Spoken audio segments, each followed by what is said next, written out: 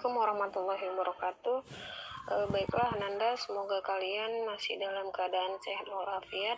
Nah, kali ini Ustazah akan menjelaskan kelanjutan dari bab 2 mengenai instalasi listrik rumah tangga. Nah, sebelum belajar, ada baiknya kita berdoa terlebih dahulu. Doa dimulai.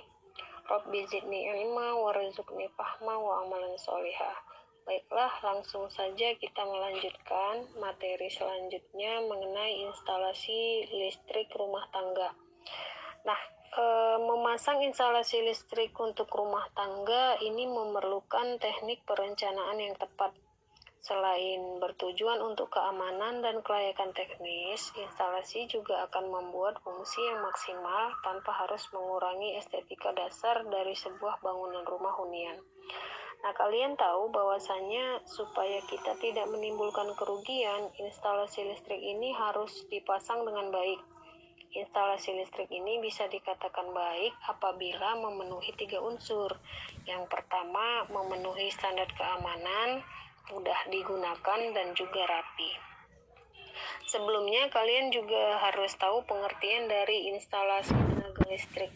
Jadi, instalasi tenaga listrik ini adalah pemasangan instalasi komponen-komponen dan peralatan listrik untuk menyalurkan atau membagikan tenaga listrik dari sumber daya listrik yang besar hingga sampai ke konsumen atau ke rumah-rumah. Nah, sistem distribusi ini merupakan bagian dari sistem instalasi tenaga listrik. Untuk pengertian instalasi listrik sendiri adalah instalasi listrik itu kita sebut sebagai jaringan rangkaian listrik yang siap pakai yang ada di setiap rumah-rumah atau bangunan untuk keperluan-keperluan tertentu. Berdasarkan model rangkaian instalasi listrik dibedakan menjadi 2. Yang pertama namanya instalasi listrik insidental, yaitu instalasi listrik yang dirangkai untuk keperluan yang bersifat sementara.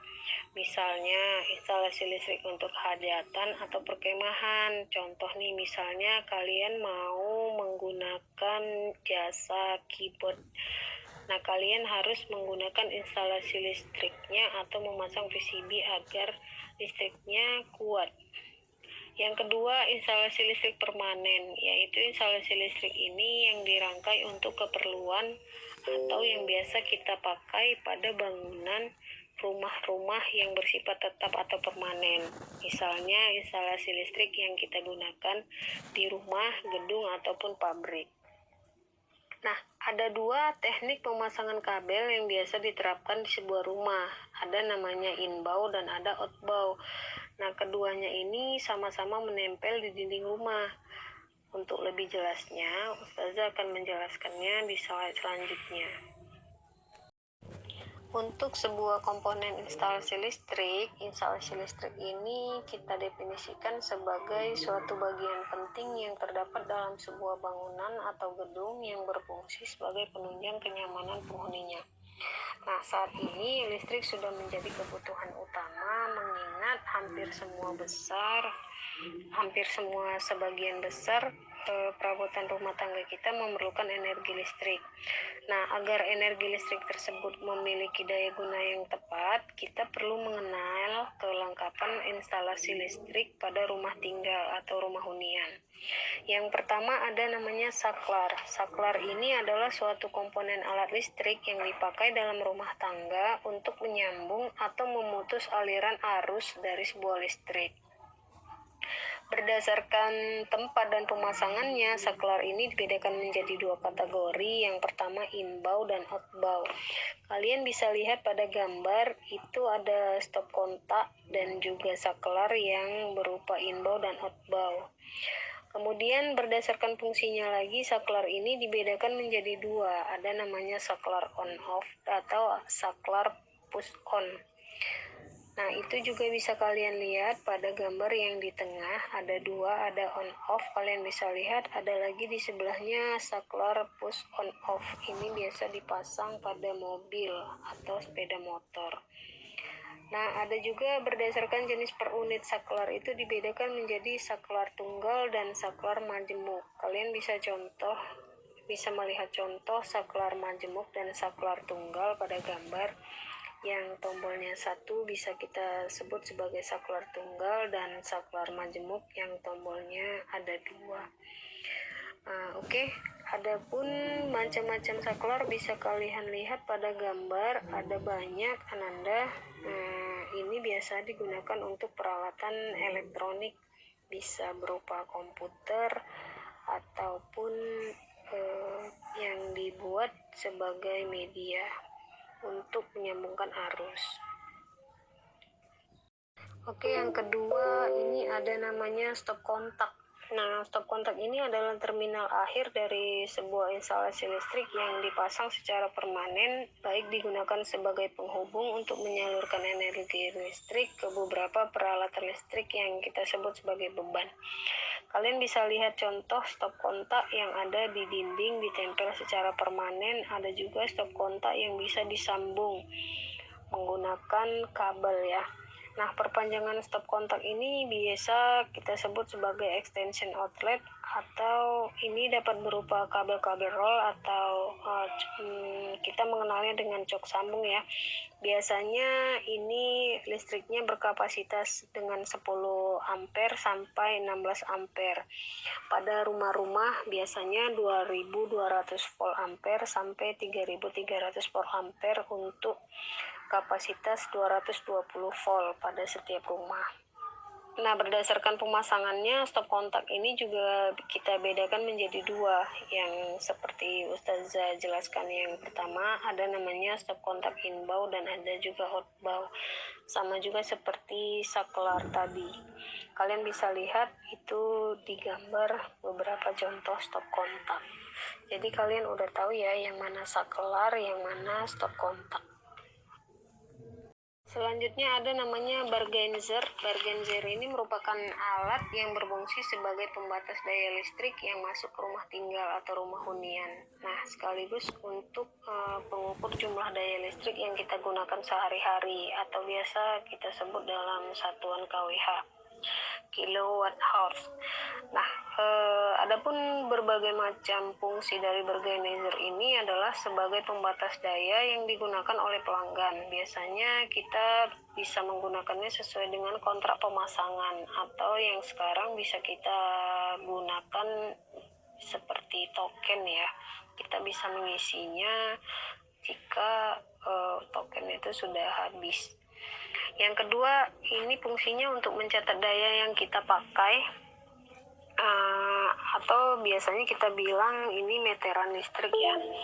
Nah, yang ketiga ada juga namanya di sini saklar utama untuk pemutus aliran listrik bila terjadi kelebihan pemakaian daya yang kita gunakan sehari-hari.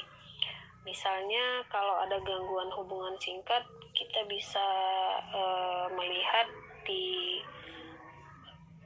pembatas daya ini dia membalik atau nembak ya, atau dia bergerak sendiri ke kiri untuk memutus arusnya. Atau bisa juga sengaja kita matikan ketika kita ingin memperbaiki berbagai macam alat listrik di rumah agar tidak terjadi korsleting atau kontak. Nah, yang terakhir ada berfungsi sebagai circuit breaker, atau kita bisa menyebutnya dengan MCB atau PCB. Ini sebagai spin control untuk meteran listrik. Nah, kalian bisa melihat gambar di sebelah. Di situ ada bagian-bagiannya yang Ustazah tuliskan dan tandai. Yang pertama itu namanya angka standar meter. Nah, inilah yang kita lihat untuk pemakaian pada bulan ini dan bulan lalu ya, biasanya tertulis. Yang kedua itu ada piringan angka meternya. Nah, itu untuk PLN-nya langsung. Kemudian ada segelnya, tutup pengaman, ada segel dari PLN yang kita tidak boleh merusak atau mengambilnya ya. Yang terakhir ada MCB, itu sebagai tuas untuk menghidupkan dan mematikan. Apabila terjadi korsleting, biasanya dia akan membalik. Oke. Nah, angka-angka yang ada di stand meter itu menunjukkan pemakaian yang kita pakai ya. Kemudian ada namanya steker. Steker ini adalah colokan yang berbahan logam, berfungsi untuk menghubungkan alat listrik juga dengan aliran listrik. biasanya ditancapkan pada kanal stop kontak. Nah, kalian bisa lihat contohnya berbagai macam steker.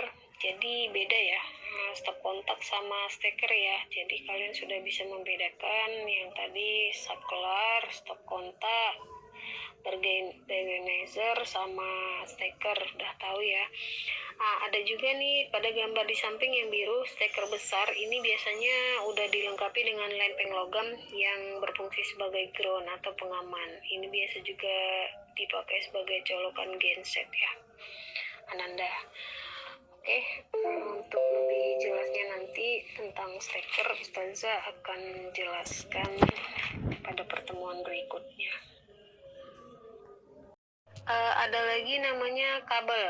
Nah, kabel ini kumpulan kawat tembaga yang berfungsi sebagai media penghantar arus. Ini biasanya terbungkus dengan bahan yang berjenis karet ya, untuk menghindari terjadinya korslet atau kontak pada saat kita menggunakan alat-alat listrik. Kalian bisa melihat kabel, biasanya kabel-kabel ini bermacam ragam jenis dan tipenya. Contohnya misalnya ada simbol NIG, NIMH, IO, dan NIH. Itu ada di kabelnya berapa mili, kawat tembaganya biasanya juga tertera ya, dan panjangnya juga biasanya tertera di kemasan saat kita akan membeli. Nah, ini juga berbagai macam ragam kabel jenisnya dan juga fungsinya, disesuaikan saja kalian mau menggunakan kawat tembaga yang ukurannya berapa. Nah, begitu kira-kira. Selain itu, kabel ini banyak kita gunakan ya, biasanya yang umum dipakai di instalasi-instalasi listrik untuk menyambung suatu komponen listrik ya. Nah, ini ada lagi pengaman listrik. Pengaman listrik ini alat yang kita pakai untuk mengamankan instalasi listrik bila terjadi masalah arus ya, seperti korsleting listrik. Nah, biasanya kita mengenalnya dengan MCB, PCB. Nah, zaman dulu kita masih pakai skring ya. Zaman sekarang udah lumayan canggih, kita udah pakai MCB atau PCB yang kalau terjadi arus membalik, dia akan membalik sendiri ya kalau terjadi arus korsleting listrik atau kerusakan pada jaringan listrik yang kita pakai di rumah. Kita bisa lihat gambarnya, ada berbagai macam jenis-jenisnya juga. Nanti saya akan menjelaskannya sesuai dengan fungsinya. Jadi untuk mengamankan instalasi listrik bila terjadi masalah seperti hubungan singkat, biasanya kita bisa memutus arus listriknya secara manual. Kalau misalnya terjadi kelebihan arus, biasanya dia akan membalik sendiri ya. Nah, ini instalasi listrik di rumah tinggal ini dikategorikan sebagai kelompok atau grup yang biasanya panel hubungnya panel hubung bagi. Ini instalasi listrik yang paling umum. Area yang kiri atau yang kanan, bagian depan dan bagian belakang ini biasanya diseimbangkan arusnya. Untuk pemasangannya nanti Ustazah akan ajarkan kalian bagaimana caranya. Nah, biasanya juga ini PCB ini digunakan untuk berbagai jenis perubahan listrik ya, seperti stop kontak, pompa air, lampu yang ada di rumah, AC biasanya, serta alat listrik yang lainnya ya. Nah, peralatan instalasi listrik ini merupakan alat-alat yang kita gunakan dalam pemasangan instalasi listrik oleh teknik listrik agar pemasangan ini menjadi baik, rapi, dan juga menjamin keselamatan kita. Oke, sampai di sini dulu Nanda untuk beberapa macam komponen instalasi listrik pada alat-alat rumah tangga. Ustazah akan menjelaskannya saat pertemuan nanti. Oke. Nah, ini ada tugas yang Ananda harus laksanakan. Tugasnya adalah mencari komponen peralatan listrik sesuai dengan penjelasan di video tadi. Dan nanti Ustazah akan melihat eh, yang kalian bawa ke sekolah, kemudian kalian akan menjelaskan fungsi beserta bagian-bagiannya. Contohnya seperti saklar, stop kontak, organizer, steker, kabel, dan juga pengaman listrik ya. Jika ada, kalian boleh bawa ke sekolah agar kita bisa lebih mengenal berbagai macam instalasi listrik yang dipakai pada rumah tinggal atau rumah hunian. Oke, baiklah Ananda, cukup sekian dulu penjelasan Ustazah mengenai instalasi listrik rumah tangga. Semoga bermanfaat. Selamat belajar. Assalamualaikum warahmatullahi wabarakatuh.